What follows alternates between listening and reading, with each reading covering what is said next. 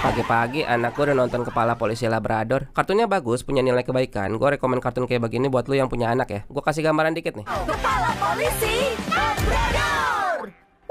Loh, kok dia? Hup, gitu.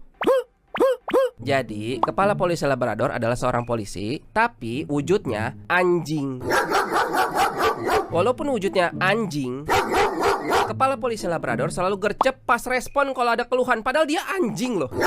Misalnya telepon nih sama anak bocah, "Pak Kepala Polisi Labrador, masa lampu aku cetekannya nggak bisa, dipencet-pencet nggak nyala." Langsung dia cus ke TKP, cuman buat ganti cetekan lampu. Padahal dia anjing.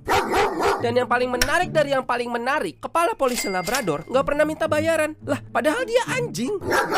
Serius, dia anjing. Lu cari aja di YouTube coba. Bagi Kepala Polisi Labrador, polisi dalam wujud anjing ini, menurut dia, tugas dia adalah melindungi dan mengayomi masyarakat. Dia dedikasikan diri dia untuk itu. Bukan supaya dipandang sama saudara, biar bisa dipamerin sama orang tua. Itu bagi Kepala Polisi Labrador itu goblok banget itu. Masa anjing aja bisa ngomong gitu ya, padahal anjing. Terus bukan supaya duit haramnya banyak, apalagi itu. Mending gua gorok leher gua daripada makan duit haram. Anjing bisa ngomong begitu loh.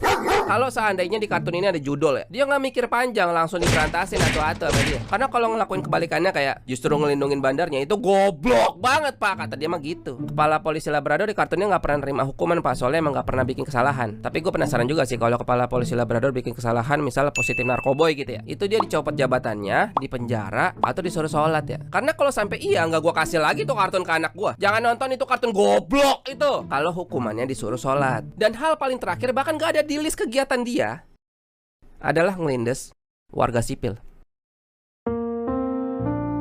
Karena ngelindes warga sipil itu biadab, lebih jahat daripada iblis, lebih rendah daripada anjing. Karena Pak Kepala Polisi Labrador yang wujudnya anjing aja, itu nggak mungkin ngelakuin itu pak. Kalau bapak nggak bisa belajar dari manusia atau belajar dari agama, bapak belajar sama anjing aja dah. Pilihan bapak ada dua nih. Pertama, bapak coba tonton Kepala Polisi Labrador supaya dapat nilai kebaikan. Nggak usah lihat wujudnya anjing, kalau kelakuan kita masih lebih parah daripada anjing pak. Atau pilihan kedua, nggak apa-apa, tabungnya dosa yang banyak pak. Siapa tahu bapak masuk neraka nanti. Dosa bapak nggak hilang pakai sholat pak. Orang yang jadiin sholat sebagai hukuman itu orang tertolol di dunia pak. Bapak harusnya malu pak. Malu sama anjing. Karena sekali lagi, Kepala Polisi Labrador yang wujudnya anjing aja, itu punya malu.